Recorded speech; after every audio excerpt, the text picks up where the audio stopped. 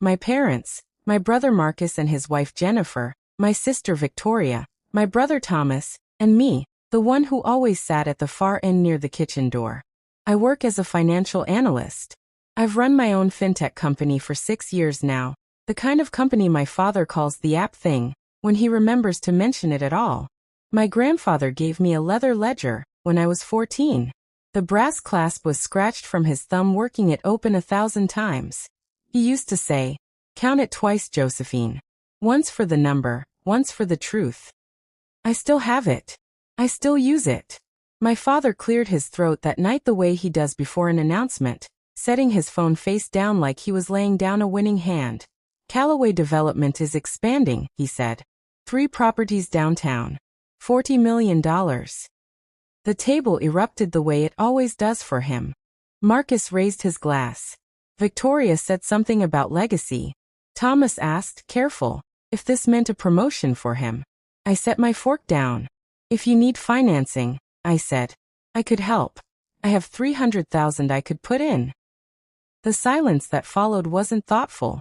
It was the kind that comes right before people start laughing. Victoria laughed first. 300,000, my father repeated, like the number itself embarrassed him. "Joe, that's pocket change. This is a $40 million deal. We work with real investors."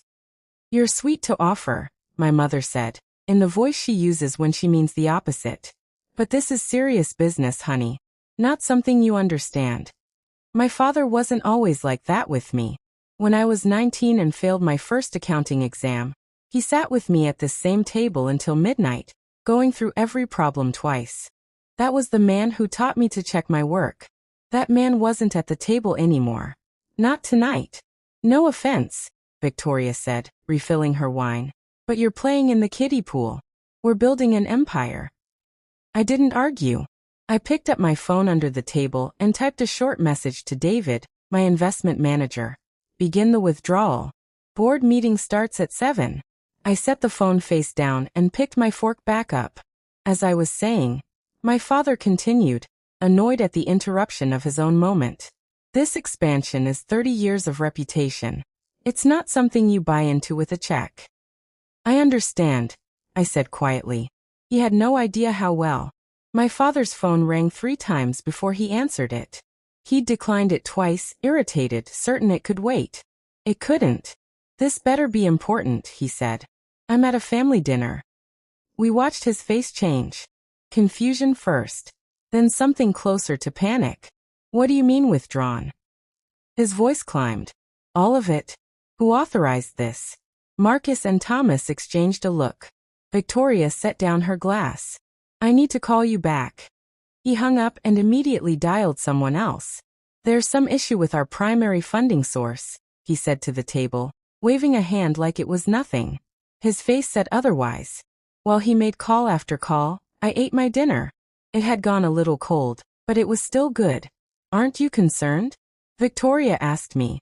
"This is our family's business." "Is it?" I said. "I was told pretty clearly tonight that it isn't mine." She opened her mouth then closed it. My phone buzzed. "David, withdrawal confirmed. $180 million out of Callaway Development. They're already calling around asking what happened." I didn't smile. Not yet.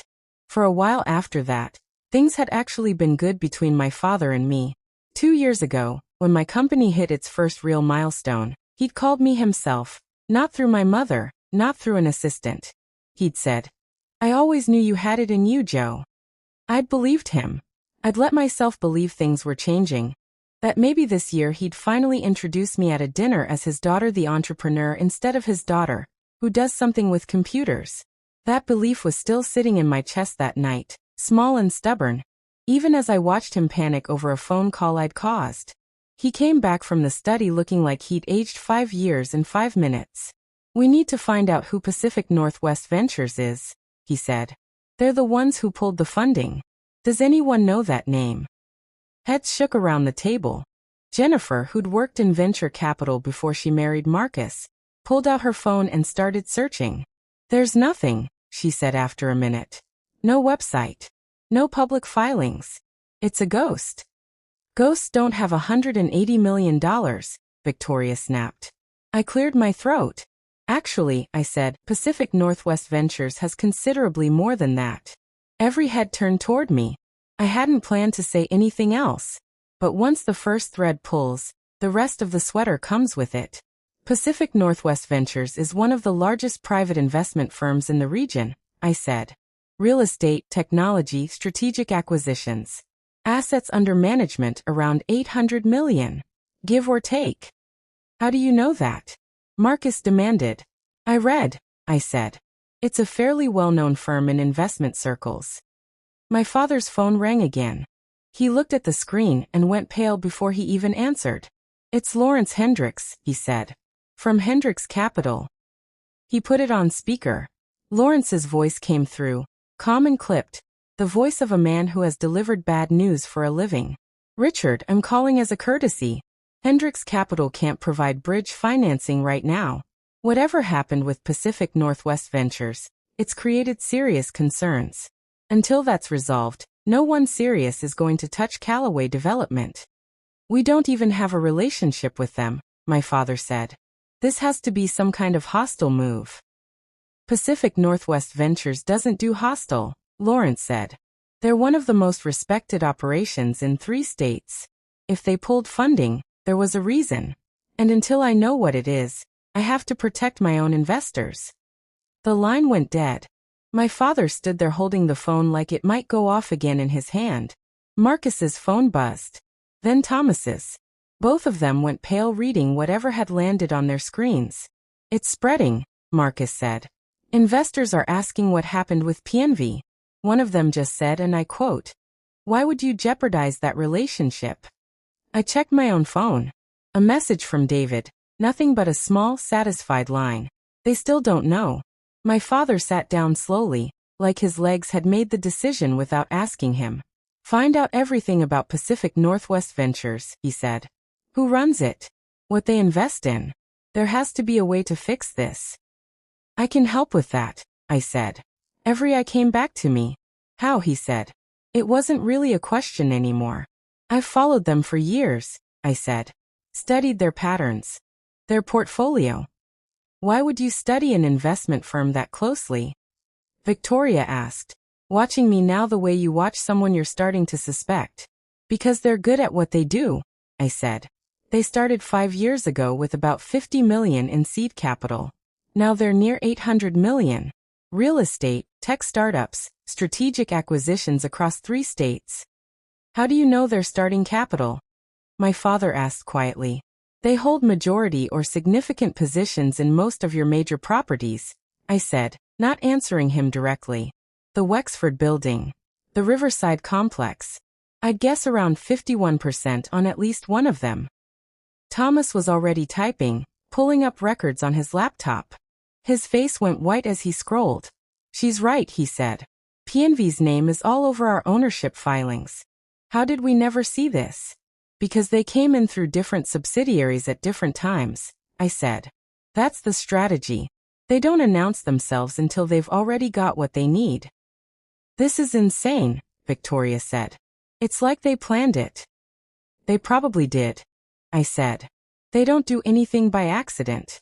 My father was staring at me now, really looking, the way he hadn't in a long time. Joe, he said. How do you know this much detail about a private firm? Nobody knows ownership percentages without direct access. I felt my grandfather's ledger in my mind, the scratched brass clasp, his voice telling me to count it twice. I picked up my phone and forwarded an email to my father's address. Check your phone, I said. He did. I watched his face move from confusion to something closer to horror. My mother grabbed the phone to look. Her hand went to her mouth. The subject line read, Pacific Northwest Ventures LLC, Ownership Structure and Portfolio Summary. At the bottom in bold, Primary Shareholder, Josephine Callaway. You, my father whispered. You're Pacific Northwest Ventures. I am, I said. I have been for 5 years. Victoria's wine glass slipped out of her hand. Nobody moved to clean it up. Nobody spoke for a long moment. Even the chandelier seemed quieter. Why? My father finally asked. Why hide it? Because I wanted to know if you'd ever see me as capable, I said. without the money attached. And you didn't. Even tonight, when I offered 300,000, you called it pocket change. I looked around the table. Shock, fear, something that might have been shame. Here's my offer, I said. I'll restore the funding. All 180 million. I'll even add 20 more for the expansion. But things change. I want a seat on the board. Full transparency. And I want to stop being the daughter you tolerate at dinner. And start being the partner who's been keeping this company standing for 5 years. My father stood. He walked around the table and stopped in front of me. I'm sorry, he said, and for the first time in a long time he sounded like he meant it. For underestimating you. For never asking who you really were. You never asked, I said. You decided. There's a difference. Thomas spoke first. I vote yes. On the board seat. All of it. Marcus nodded, quiet shaken. Victoria didn't say anything for a while. Then she laughed, but not the way she'd laughed before. You're terrifying, she said. It wasn't an insult this time. My father put his hand out. Partners, he said. I looked at his hand before I took it. Partners, I said. But I want that in writing. My phone buzzed. David, asking if he should restore the funding. I typed back, yes. All of it, plus 20 million more. I stood and reached for my coat. You'll have your funding by morning, I said. The board paperwork comes Monday. My mother caught my arm at the door. Can we talk more? She asked. About everything? Sure, I said. Call my office. My assistant will find the time. I drove home with my grandfather's ledger sitting on the passenger seat, the way it always did when I needed to remember something. Sometimes the best answer to being underestimated isn't anger. It's proof. They'd laughed at $300,000. Now they owed me $200 million, and a different kind of respect.